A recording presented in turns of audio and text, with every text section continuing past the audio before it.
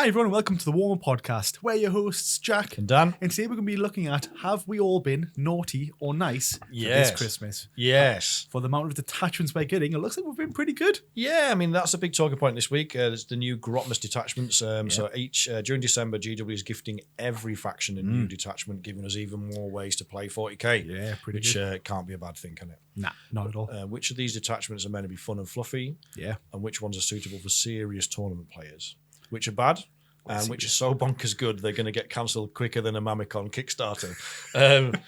One of them is just, I mean, we're quite pleased about it. But yeah, we'll talk about it later. But everyone you play against, I'm excited. I'm sweating. I'm loving it.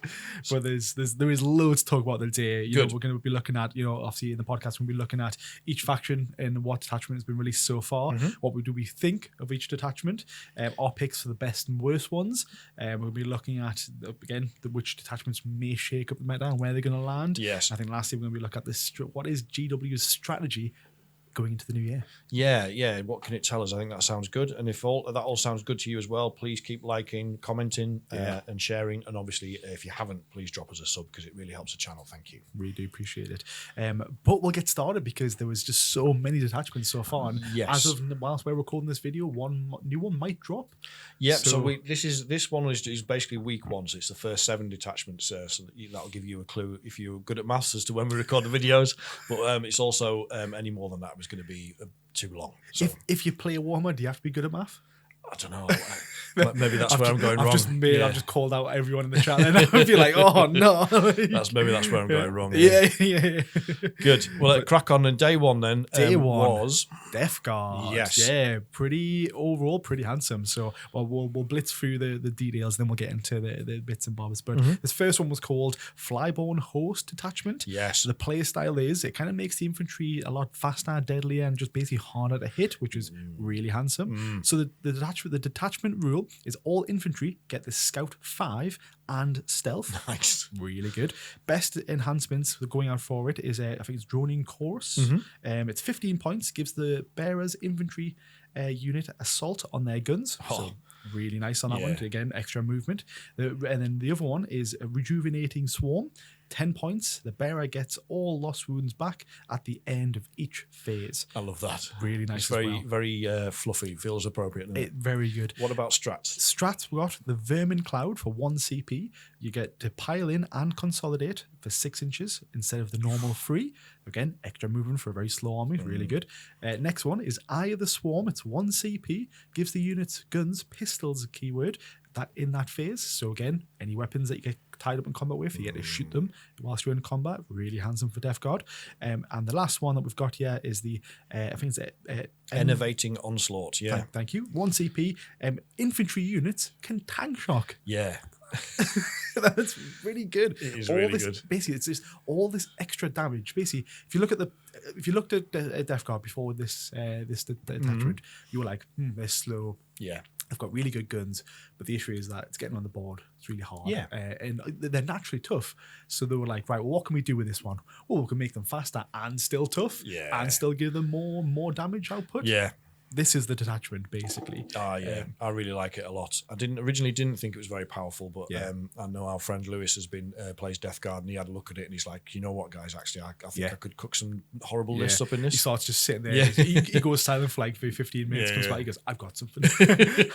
I've been cooking. And I think for his play style and for other Death Guard players that like to play quite aggressive, this is going to be the detachment for them. Exactly, because the issue that they had was they like to play aggressive, but they were just too slow. You needed rhinos to kind of shove you up the board quickly, and you don't need those now, which means you can put more points into men 100%. Bodies. Yeah. So it's definitely. I mean, putting pistols on flamers is horrible. That's like. You don't. You get caught in combat with those Terminators. They're just going to rinse you. They're just going to. It's just.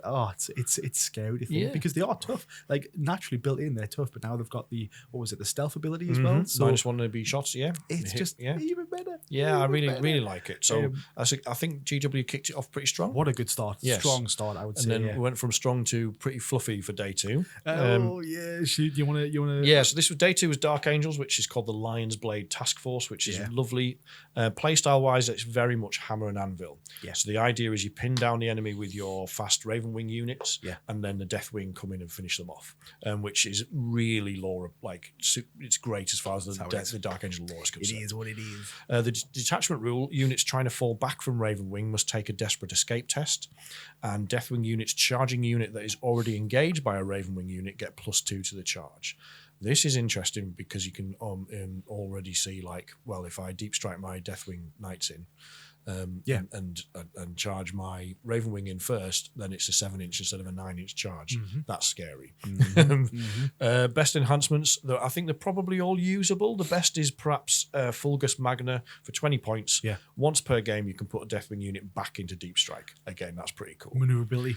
Yeah, Really good. yeah, Really good. that's one of the main issues with the Terminators. You drop them in somewhere, and then your opponent goes, "Run everything away," because they're too slow. They're just like, I'm out of here. But so this allows it to readjust. And just like that combo we just talked about there, so you Ravenwing charge in, you've already deep struck your Knights in, Deathwing in, you go and kill something, and then you're like, right, what do I do now? What now? What is my purpose? Yeah, just behind enemy lines.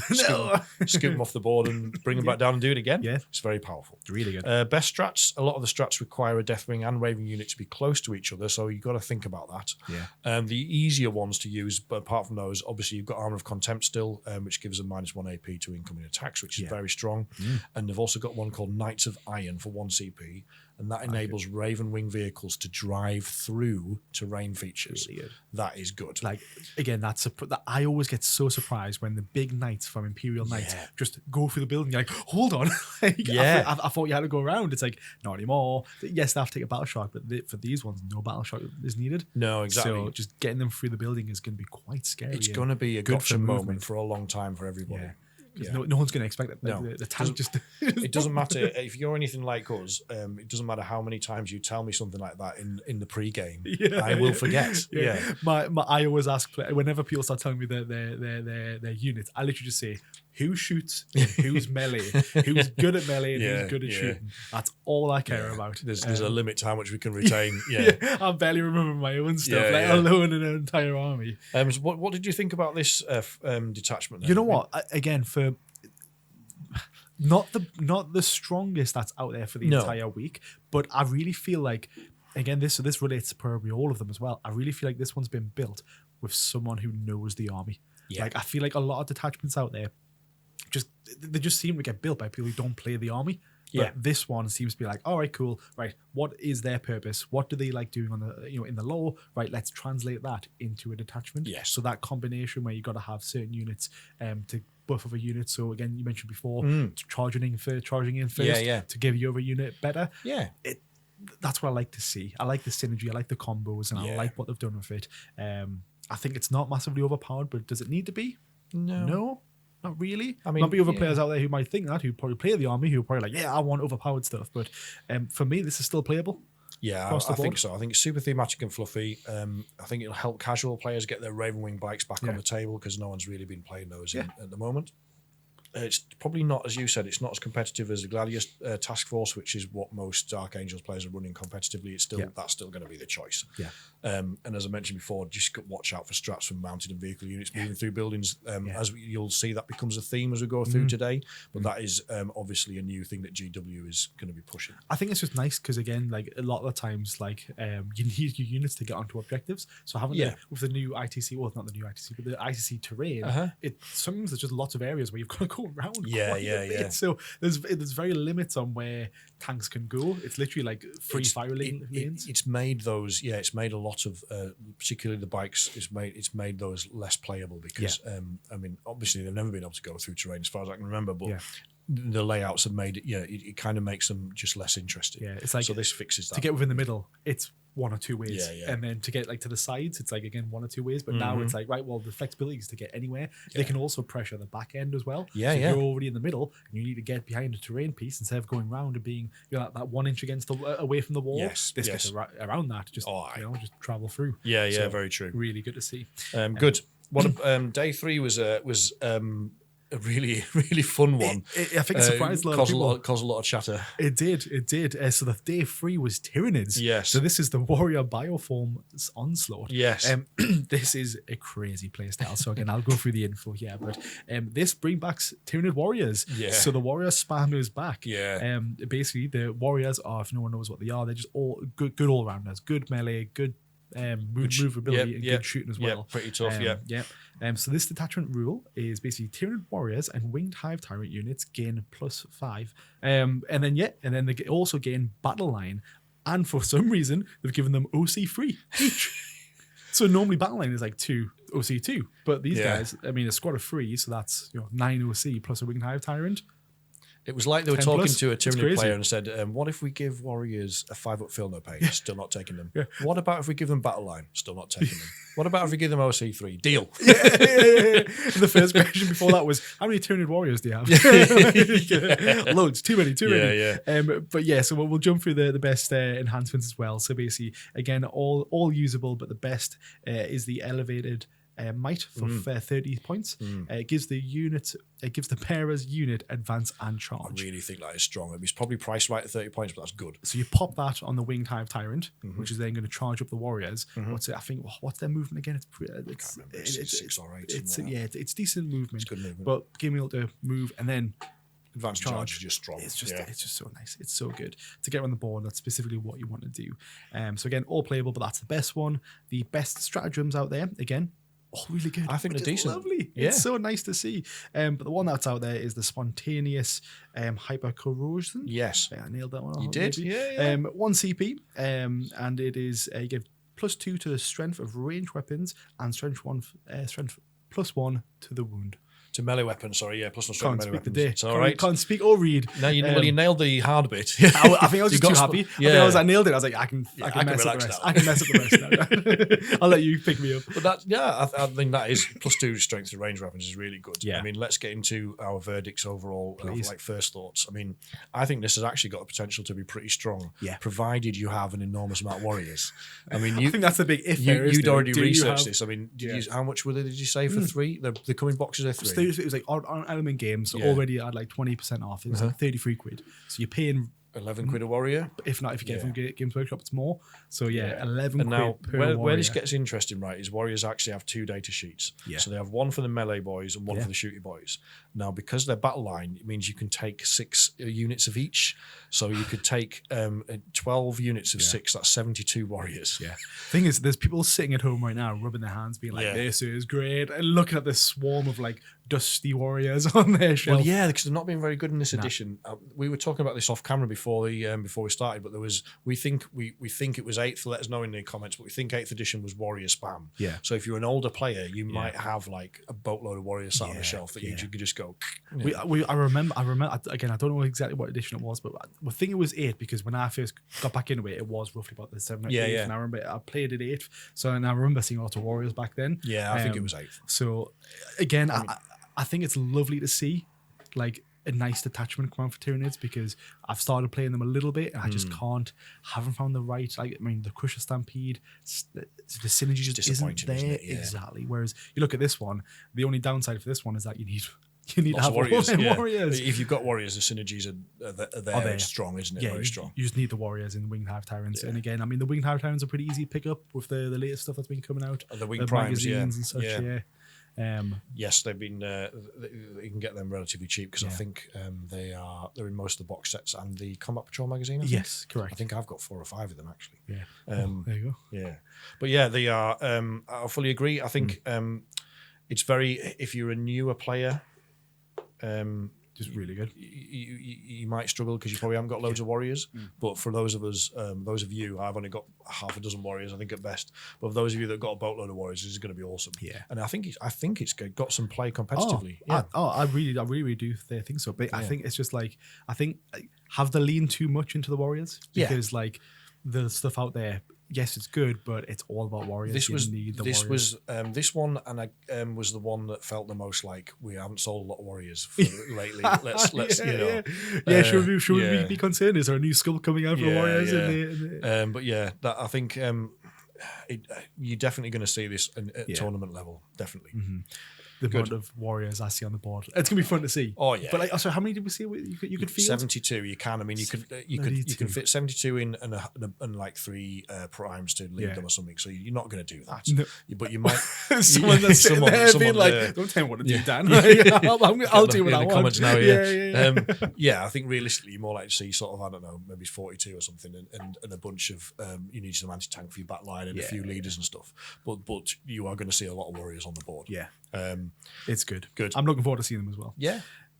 But day 4 then, Dan. Day 4 was the Thousand Suns. This one was Mm. called Hexwarp Thrall Band. Yeah. Which sounds like a 70s like prog rock group, doesn't it? It does. But it produced like 40-minute singles about Dungeons and Dragons. I'll take it. The play style is all about board control to gain buffs, and what I mean by that is the detachment rule is called Flow of Magic, and if you have played against or play either demons or Canoptic Court for Necrons, it's the same mechanic. Yeah. So if you control most objectives, that part of the board is in your Flow of Magic, and your deployment zone's always in your Flow of Magic. While you're in your Flow of Magic, you can add +1 to the wound roll with psychic attacks, and regardless whether you're in or out of it, you can reroll wound rolls of 1 all the time for psychic attacks. So it's all focused around psychic stuff. Yeah. It's best enhancements. There's one called Arcane Might, which is 20 points. The bearer's unit gets +1 strength to psychic attacks, or if you're in your Flow of Magic, it's +2 strength. Yeah. +2 strength on psychic attacks all of a sudden gets a bit spicy. It does. It does. Stratagem wise, they've got one called Through the Veil for 1 CP. This gives Rubik Marines Deep Strike, which is quite nice. If they are Scarab Terminators, it gives them Deep Strike outside of 6 inches instead of 9. That is nice. You kind of want those ones in, those Scarab ones. Yeah. They're really good in melee, really Yeah. tough, really tanky. So yeah, you want them in. So yeah, that is it in a nutshell. But it's, I mean, this one didn't really excite us that much, did it? No, that's it. I think you nailed it literally at the end of the detachment rule, where you're like, nah, it's for me. It is a bit mad. Like I like the stratagems. I think the deep strike with outside of 6 for those Terminators is really good. Rubik Marines, I think you can basically put in a blob of flamers as well. Yeah, so yeah. deep strike some flamers in. Again, Thousand Suns typically aren't the fastest guys out there. No. So the deep strike those. Deep strike a blob with flamers, you delete a lot of stuff. Yes. Yeah, lots of things going. And then obviously on the flip side, even if you deep strike in the back end, flame down some units, and then come their turn, if they charge you, then you're obviously gonna Overwatch, which is gonna do a lot more damage as well. Yes. Auto hitting. So And do they not have? Because obviously you still get the army rule, which is those Cabal points you get to use. Yeah. And I'm sure they have Cabal points ability where they can make weapons psychic. Is that? Let us Yes, know you in the can. comments. Yeah, I think you that's. can. I think you can. You can. So if you can make your flamer psychic and then whack +2 strength on them, you're gonna be laughing. Yeah, You're laughing. Yeah. There's. I mean, yeah, there are some combos there. I'm not sure it's enough to really put it up there. Yeah, I feel like I have to lean too much into the psychic.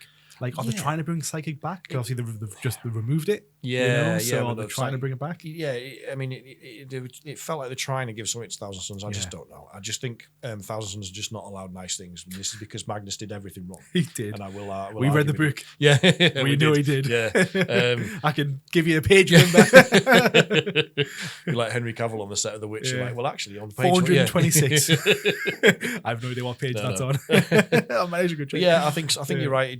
It's fluffy again, Sure. but you know, all these attachments are not necessarily designed to be competitive, but you would like it would just be nice to see a bit more balance. Some of them are just nowhere near as good as others. Yeah, I mean, I don't even actually know how many psychic weapons are out there for the Thousand Suns. Yeah, to I mean, make this playable. yeah, Like, is it really that good? Your sorcerers have obviously got your psychic stuff, and then you would like to think that they can, you know, that this is going to help them out. Yeah, but it's just a bit too niche. But let me know in the comments, because again, we could be down talking this as much, but yeah, no, I mean, obviously our friend Alex plays him, and he was like, you know. He didn't say much about it. He's one of the most positive people I know, and he was just like, nah. This is okay. Yeah. Which in Alex language is like, this is trash. Yeah, this is bad. This is the worst thing ever. No, this is okay. I can live with this. Okay, Yeah. It's like, oh my god, who hurt you? Yeah. Oh, yeah, you okay? Yeah, we're day 5. We're into. Can we skip this one, please? We're into For the sake of GW tormenting us with the names again. You know? My first comment on this one, my verdict. Which Joker decided on these goddamn names? Yeah. And we even counted before this, being like, oh, who's going to talk about this one? And I don't know why. I don't know why we chose me for it. No. But anyways, because it's funny. I will try my best, Yeah. and I will do it. So, day 5, Adeptus Mechanicus. Yes. The Halo Screed. Screed. He's gone already. He's gone already. Battle Clade. Yes. Why? I don't know. Battle I don't know. Screed. I don't even know what a battle clade is. If you know what a clade is, let me know. But Halo's, yeah. Sure, it's out there. Okay. But anyways, the play style is mechanized infantry, Yeah. or you put it. It's such a funny Dad joke, yeah. Do you want to say it because you read it? Or should it be ad mechanized infantry? There we go. Don't at me in the comments. I loved it. So, yeah. So this one, detachment rule. Even I don't know. You're on your own here, mate. I've got no idea. Noospheric. Noospheric. I think. Noospheric? Noospheric. No, why is the two word? I don't know.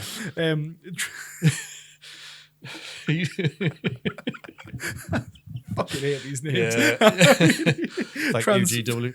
Do you want to say it? That I'm laughing. Noospheric transference, I think it is. And I'm guessing there. We go. I'm guessing. Right. I mean, this will be the first word This will is, be a throwaway detachment. Yeah. What does it do? Yeah. So in the command phase, you get to select 1 to 3 units depending on the game size embarked in the transport. They are your Halo override units for this turn. Yeah. And what this does is basically you get to select 1 of 4 buffs, which is pretty good to be fair. So those 4 buffs is first one is +2 to the movement. Second one is +1 to the toughness. Third one is advance and charge. And fourth one is stealth. So again, we mentioned it before, but having that ability to select a buff opposed to just getting a buff, I think is very. It is. It gives nice. you a lot of play, doesn't it? It does. It does. Best enhancements for it. You got the trans or look here law. Yeah. Transoracular dyad wafers. Wafers. Wafers, I'll take wafers. They sound like Admec biscuits, don't they? Yeah, the 30. Try new transoracular dyad wafers. I'm always having to try words, but I just fundamentally know that I can't. I'm not good at English. Dynamite scripts. I'll read what I can. That's just nuts. I mean, it's not even the best attachment. I'm just putting it out in there. Our badness. The next one is easy was worse. Cybernetica. Cybernetica, you got it? I got it. Yeah. Data Smith only. Yeah, so that's the character model that you can take it on. Yes. Correct. Thank you for clarifying. Because what I'm saying, probably everyone's like, "What are you, Tyler Root?" Making these words up. So when the Data Smith is attached to a Castellan robot, they permanently gain the Halo override. So that's the buffs we were talking about above. So this gives you 1 of 4 buffs that you can choose. Yeah, really so handsome. you can in the Strike Force, so 2,000 point game, you can pick 3 units for your Halo override, and this gives you a 4th unit basically to benefit from those buffs. I think they've done it because Castellan robots in this edition are not very good either, so it's to try and get you to take Kind of.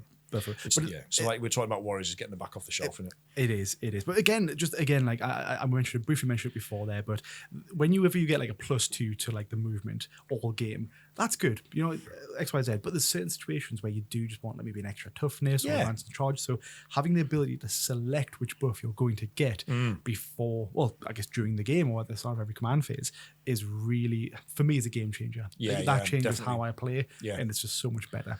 I think so. I think for me, it brought back some of that flavour to Admech that they had in 9th edition, and some of that playability, like you said, in the hands of a good general in 9th, Admech were impressive. Yeah. But it was because of that flexibility to put different buffs in different areas, and it brings a little bit of that back, which I think they've really missed in this edition. They have, and I think there might be some people out there who might not like this detachment personally, because I think when Admech first came out, they were very specialised. They were very much like elite. They were more yeah, they were more elite. Yeah. Now with a mechanicized infantry, they're going to be quite cheaper units. I mean, so you're going to see a lot more. Yeah, are people going to be mad at that? Yeah, I mean, at the moment, because of the points, you have to feel quite a lot of infantry anyway. Yeah, and it's a question of, I guess, for me, when I read through this immediately, I was like, right, I get this because I play Drukhari and I play Sky Splinter Assault. So I'm like, all right, you put units in boats and you get them out of boats and they get buffs. I get it, but if you're playing against it, you're like, right, well, I just need to kill those boats, and then your entire army rules gone. Yeah, that's it. Yeah,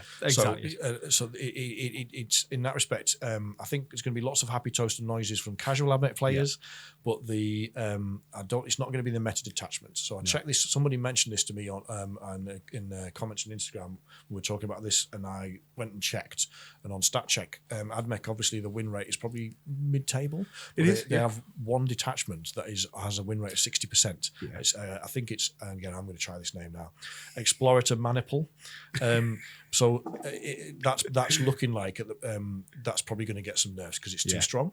Yeah. But at the moment, as things stand, recording this pre-data slate, this new detachment is not going to replace that one. I don't think it'll replace it, but I think it's still really good. I personally, my playstyle, I like the flexibility of being able to choose mid-game or change mid-game what my tactic is. And so, if you're a good general, you will enjoy this. Yes, fully agree. I think the only issue is that you've got to be embarking on transport, which is the key part to it. So you've got to have those transports in there. So gotta be careful. Just again, correct me in the comments, but do Amic have any abilities to put them back in a transport at the end? So there's nothing in this detachment like there is in the Drukhari one, where you can jump back in. You jump out and you're out, and then you just have to get. Because you obviously can't embark and disembark from a transport in the same turn or the same transport. I guess. So once you it's an interesting one, and like you said, it definitely brings back turn 2, turn 3. You can just jump out and do everything. Do what you need to do. Jump back in turn 4 and turn 5 and repeat. Who knows? Yeah, keep them safe. But lots of different plays. It's an interesting one, that's for sure. But please listen to our. We're begging you, GW, with the names here. We can't. Can we just move past this? So my illiterate self. It's not just can you. Feel better. Everybody struggles with those names. I'll try them. Yeah. To my full credit to you for giving it a go. I mean, at least day 6 Necrons one is fairly straightforward. I'm too heartbroken down that you say it. Unless it's arse shatter. Yeah. Shatter arse. Shatter arse, as somebody called it. Yes. No, it's Star Shatter Arsenal. Playstyle wise is absolutely broken. This will Star Shatter the meta. Got another dad joke in there. I love that. I love it. I love what you written this one. Detachment rule is you win the game. Basically. I mean, in all seriousness, the playstyle I think is actually really flexible. I love it. You probably got the standout one is King in his castle, where you've got the Silent King, castle him up with some Doomsday Arcs, a Reanimator and a Spider into this unkillable Death Star blob, which your opponent will hate you for. But I think also Horde of Locusts, like Locust Destroyers, are so good in this. So good. I think this is accidental as well. Yeah. But we'll rattle through it. The detachment, because we're going to do a separate video about this. The detachment rule is called Relentless Onslaught. It gives you +1 to hit against enemy units on objectives, which is super strong because the whole game's about objectives. And also mounted and vehicle units, excluding Titanic, nothing for you monoliths, they get the assault keyword on their guns, which is mental. Extra movement, baby. Oh, yes. Let's go. Extra movement in a relatively slow army. Thank you very much. I'll take it every day. Yeah. Best enhancements, you've got chrono impedance fields. We're almost getting into bad name territory again here. We are. That's 25 points. In the command phase, you select one vehicle or mounted unit within 6 inches. Again, not a Titanic vehicle. Yeah. Until the start of your next command phase, that unit has -1 damage for all incoming attacks. Very strong. Really good. You've also got demanding leader for 10 points in the command phase. I can't even say phase now. Select one vehicle or mounted unit within 6 inches. So it's an aura, this one, which is nice. And until the start of your next command phase, this unit can fall back and shoot. Yeah. Very strong again. Really nice. And then the last especially for those Locust Destroyers. If they get don't want them tied up. No, exactly. Dread Majesty is the last one I wanted to talk about. 30 points. You can put this on an Overlord or a Catacomb command barge. Yep. You can everything within 6 inches of that aura gets reroll hits and wounds of 1. Which is really good for Doomsday Arcs and Catan as well. Oh, yeah. Best stratagems, I mean, they're all amazing. So they're all really good. So I'm just going to rattle through all 6 of them because I think they're worth talking about. Damn it, do it, Dan. Merciless Reclamation is 1 CP. Any Necron unit apart from Titanic gets +1 to wound for this phase. Yeah. I mean, come on. Dimensional Tunnel, also 1 CP. Mounted and vehicle units can normal move through terrain features. We've already talked in the Dark Angel segment how good this is, but this is going to be a big gotcha. We can do it too. Yeah, we can do it too. With can do. Again, it's not tight. Just assume for the all Titanic units, these strats don't apply. It's just mounted in non-Titanic vehicles. Unyielding Forms is 1 CP. Attacks with higher strength that come in against you are -1 to wounds, is what we used to call mini transhuman. Perfect. So I really like that. Endless Servitude for 1 CP. At the end of the fight phase, you can trigger your reanimation protocols, and that can be used on any Necron units, not just mounted in vehicles. That's big. Yeah. And then you've got Reactive Reposition. It's 1 CP. In the shooting phase, after an enemy unit is shot, you can move your unit D6 inches or a flat 6 if it's a vehicle or mounted unit. I'm not mad, Dan. I'm on board. Chrono I'm Shift, on board. Chrono Shift is the last one, 1 CP. A mounted or vehicle unit can auto advance 6 inches. Remember, you've got assault keyword on your guns already. These are bonkers. I mean, I can. Wow. Yeah, I mean, very happy Necron players right here. Like, this is crazy. Yeah, like it's crazy everything good. you've just talked about, Dan. I'm just sitting here. I'm just having to hide what's below the table right now. I'm ecstatic about this. There's just so much good stuff. I've mentioned it to you off screen. Yeah. But this right here has just replaced my entire Annihilation stratagem detachment. So you've been making Annihilation Legion work, but this is better than Annihilation Legion for those units. Yeah, because I'm not restricted anymore. Like, obviously in the Annihilation Legion, it was like, right, it was the Flayed One units or Destroyer cults. Yeah. They could there was one of them that you could 1 CP you could move if you've been shot. Yeah. You had to move towards the closest enemy Yes. unit.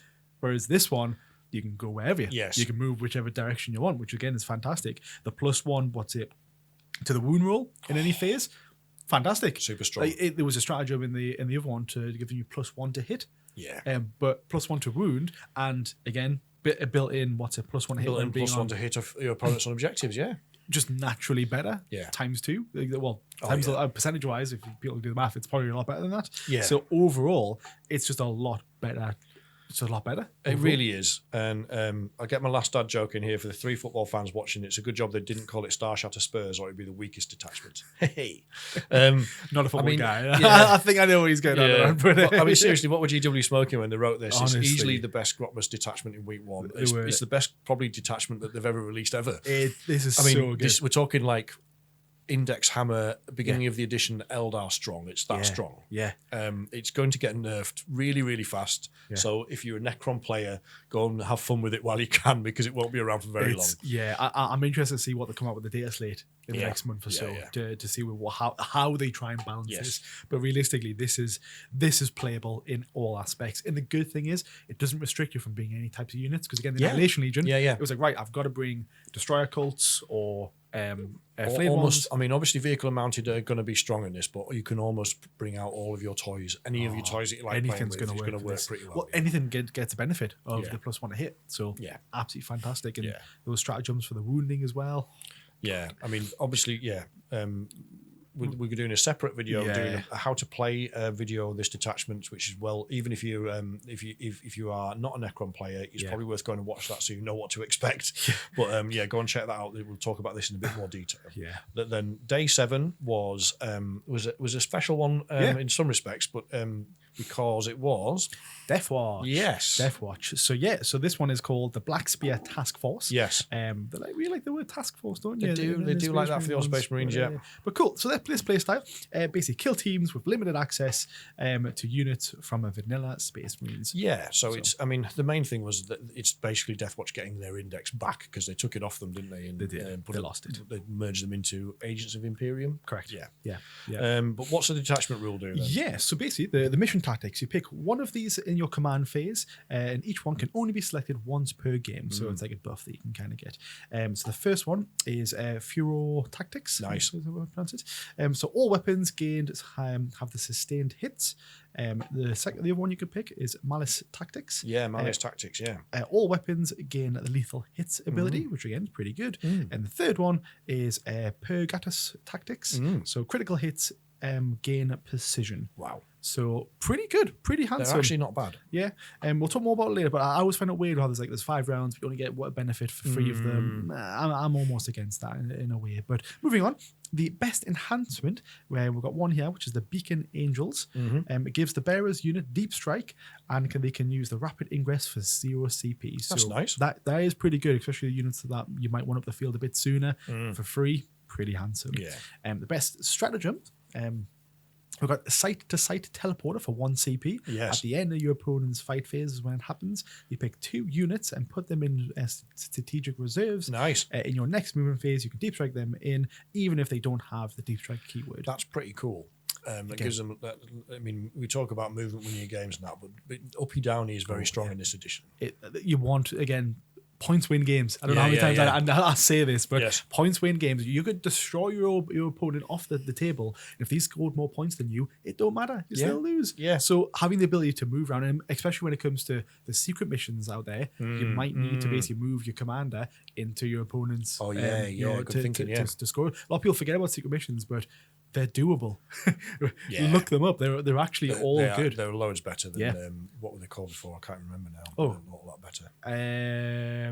Crap. Yeah. They were just bad, Yeah. basically. Yeah. Secret missions. I forgot what they're called. I know it's been it's because no one ever. I never used them. Because they were bad. But the secret missions in this one is Gambit. Really, Was it called Gambits? Gambit? Yes. Yeah. Because you took a risk. Yeah. Something like You that. definitely took a risk. Yeah. Because it was bad. You had to tell your opponent what it was. Yeah. I am going to do this Yeah. specific thing. You can stop me, I guess. But yeah, secret missions. This is probably really good. Yeah. Is this the best one out there? Probably I mean, it's Deathwatch players are just going to be happy they've got their index back, Correct. so they can run a whole army of Deathwatch again. Yeah. So in that respect, it's good. Is it very strong? I don't think so. No, it's not. It's not up there in terms of strongness. But again, even like I mentioned briefly before, that I want to talk about it, the free buffs out of a 5-turn game. You don't like that? I just don't like it. I feel like it's almost like a disadvantage. I mean, because, like what if like the last one you pick was the one that then ran over the game at turn 4 and 5? So you pick the first one, you pick the second one, and then you pick the third one, and the third one lasts all game. Yeah, that one seems a little bit better to me. For vanilla Terminators like the Gladius Task Force, where you play, they've got like your doctrines, and they're the same. You can only use them. You get 3 doctrines. You can only use them once per game. Yeah. So 3 out of 5 battle rounds. Yeah. But they are so strong that if you use them at the right time, they can. That's the whole point. Is like make sure you use them properly. Exactly. And these ones don't feel to me strong enough to warrant them only being for 3 turns. That last one, the Purgatus Tactics, critical hits, game precision, look pretty good. But what if your guy doesn't have, what if you're versing knight? Yeah, You don't care. Yeah. Lethal hits will be really good for the knights for 1 turn. Yeah, Sure, maybe, but and then if you don't have lots of infantry, you don't have lots of characters on your opponent's theatre side of things, well, that's going to be a bit of a waste. They're just not that strong. It's going to see that they almost brought back the Deathwatch, but they just need a bit more refined, I think. Yes. And speaking of which, what about your picks for the best and worst of week 1? I mean, the best one. It's got to be Necrons. Necrons, right? I'm a big Necron player, but realistically, just on paper, everything works. Everything speaks to me. Yeah. And if you're not a Necron player and you read that, you're probably thinking, holy crap. Yeah. What are they going to do? And what about your worst one? Worst one? Thousand Suns for me. I just feel like they got rid of Psychic and now they're trying to bring it back. Yeah. I'm just a bit like I'm not a Thousand Suns player, but I'm a bit it's a bit jarring for me. It's like, hold on, you wanted rid of it, now you're trying to bring it back as best you can. It's like, just bring it back in its entirety. I know exactly what you're saying. And again, please correct me if I'm wrong, but I just don't think the Thousand Suns have that much Psychic out there to really benefit from the enhancement. It's not going to be strong enough to win. I don't think it's enough. I'm happy to be wrong. I want people to the combo is when you give that ability, when you use your Cabal points to give weapon psychic, like flamers. Yeah, if I'm right about that, I'm sure that's what. I'm pretty sure you're right on that one. But it's not enough. For me, the best one, out excluding Necrons, the best one is Death Guard because I think it's very fluffy but still playable on the tabletop, which is a perfect balance for me. Oh yeah, it plays into what the weaknesses are for Death Guard. That's just why I think you're definitely right on that one. The worst one, I would agree. The Thousand Suns is fluffy, doesn't look very strong. I think Deathwatch is also probably worth a mention in there. It's just a bit. Yeah, meh. Kind of left that one out because it's like on paper I already know it's the worst one. Yeah, but it's like, well, it's I think it's countered by the fact that Deathwatch players are just going to be happy to be able to play. That's for me why it wasn't down there. So it was like, well, they brought it back at least. So I don't want to diss them for bringing something back. No, like, let them have the fun. Yeah, exactly. Exactly. Speaking of fun, do you think this will be a boost for casual players? Then? I think it would because realistically, all those attachments are playable. It's a different way to play the game. The only one that I'd say probably isn't good for casuals is the warrior spam for the Tyranids because which casual has 70 odd warriors? You know what I mean? Yeah. That one's not really for them. But I think the Necrons is really good. The Deathwatch again is pretty good for fluff. Thousand Suns one, yes, it's there. Death Guard again, playable. So I think most of them are just for now just the it's just more fun ways to play. I think you're right, and I think casual players, they don't care really about the meta. It's more about the fluff. So most of these are quite good fluffy. Some of these also look really interesting for narrative or crusade games. Which I want to say thank you to Gareth, who is Dante Paints on Instagram, who pointed that out to me, but because I hadn't spotted that. But you can definitely see some narrative play with these. But in terms of the competitive side, are they going to shake up the meta? It's hard, isn't it? Because like Necrons, yes. I think their detachment's going to go straight to the top, 100%. Even Death Guard, I really think that detachment will boost the Death Guard up. I really do think he's got some play. And even though Tyranids ones, I feel like I'm going to see a lot of Tyranid players come back with all 70 odd warriors. All the Tyranid players dropping 40, 50 warriors on the table is going to be scary. Absolutely. A couple of big hitters, because, sorry to jump in again, those guys I feel like could chew through majority of infantry. So all they need is a couple of exocrines, a couple of Tyrannofexes, just to hit down those big anti-tank, big anti-tank, and I think the warriors will do the rest. For UC each, 10 plus in each squad. Crazy good. Yeah, it is very, very good. I mean, the Necron one here is amazing. I'm not sure how GW is going to deal with that one, because they've given themselves a bit of a problem, but we'll talk about that in another video. Yeah, definitely. I think the others, as you say, we'll see them at tournaments, will depend to a greater or lesser extent.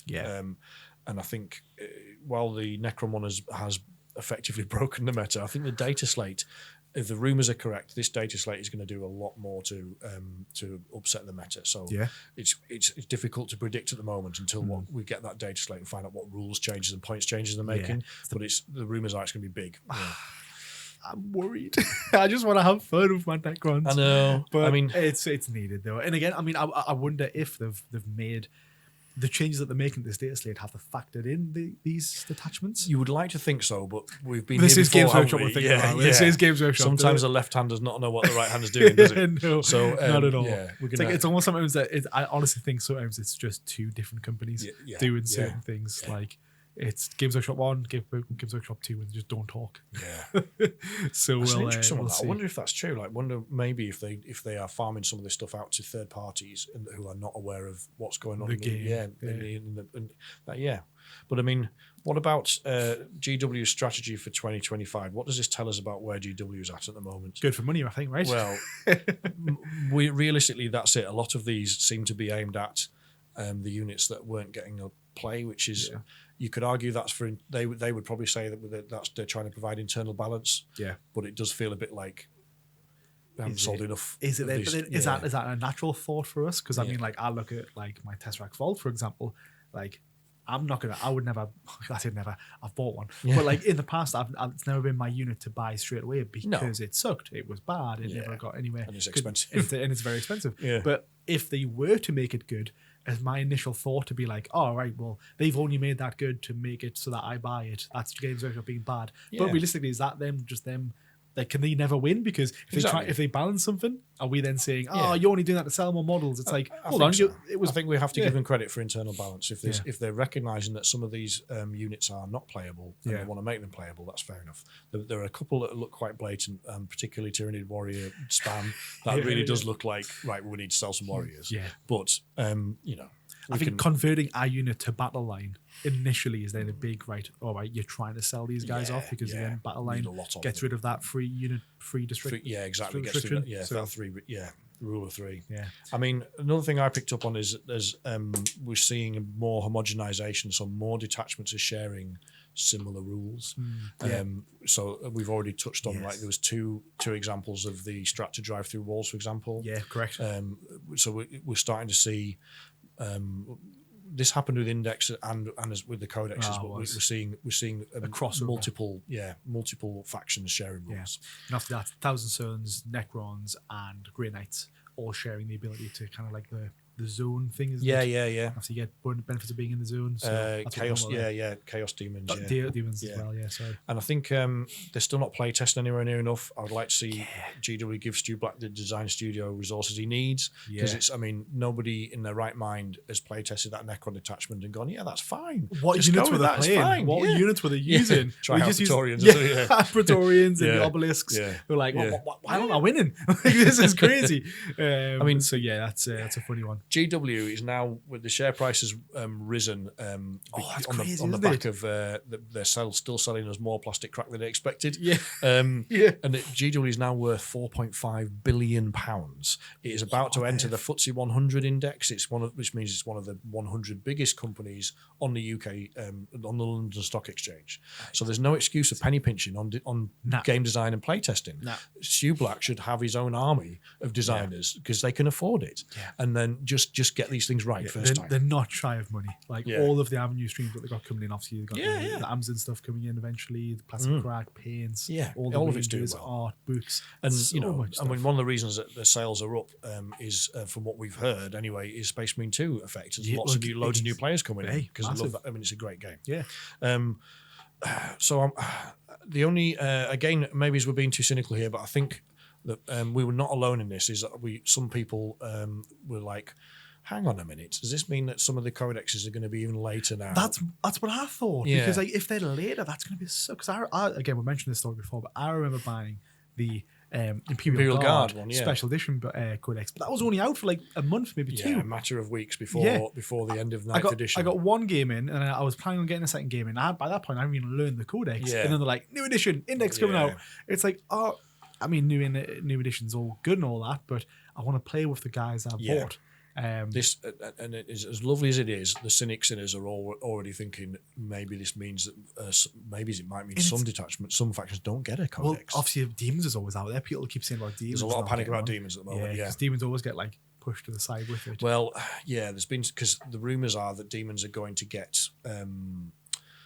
sorted by like an extra as extras to the relevant marine faction. So World Eaters, for example, would be able to ally corn demons.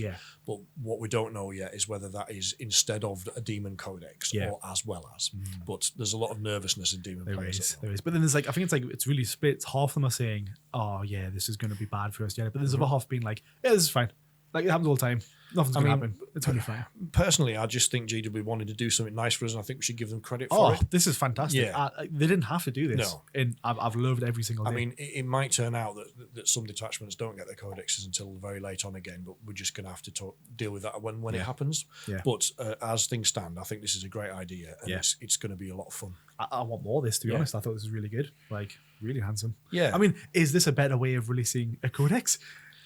Give everyone, I don't know, every day, like for a full month. Everyone's going to get their, I don't know, army rule by the end of it. I don't know. We've talked about this before in the past, like, because they've almost moved, the opportunity is there now to move to a digital model. And I would rather that they did this. Like, so you go to Index Hammer and everybody gets one detachment, and then a couple of months in, they go, here's everyone's second. Here's a full month. Every day there's going to be a new detachment released for each army, awesome. and then it's just like a continuous cycle between. That would get them done within a year. Well, if they also did that once every 3 months and then stopped messing about with the data slate changes, and just did the data slate once every 6 months or something, that would still spice up the game, keep it interesting, but without the maybe it would reduce some of the admin that we've got in terms of keeping up with rules and points changes. I suppose it would be quite nice to kind of have that momentum of something to look forward to. Like your codex, I mean, Tyranid Codex comes out, and there's nothing for ages because they've got released. They're the first of the edition, and then everything else comes out later. Whereas if it was like that rolling cycle kind of thing, it's like, this attachment came out, right? It sucks. Well, I've only got a month and a half, 2 months to wait until the next one kind of comes around for me. I think there's definitely an opportunity to do it that way. So I've really liked this. I think it's been a real nice shake-up. It's created loads of chatter and excitement. It's lovely to see GW giving something to players for free. Doesn't happen very often. And I think it will. We did a video the other week about the fact that there's quite a lot of established players are scaling back or quitting. And I think this will, for those players that were on the fence, this is give you renews your enthusiasm, doesn't it? So there's a lot of positives, I think. Oh, definitely. I'm looking forward to seeing what's coming. There's still loads of. This is week one. Week 1 of 4. So looking forward to the rest of the stuff. If any of them are as bonkers as Necrons are, I'm going to complain loudly. How dare they get something better than us? Exactly. Good. Well, I hope you've enjoyed that as well. Let us know your thoughts in the comments. If you've had your detachment already, let us know what you think about it. If you haven't, let us know what you're excited for and what you're hoping for as well. Otherwise, we'll be back soon with another video. Yes, thank you so much. Thank you.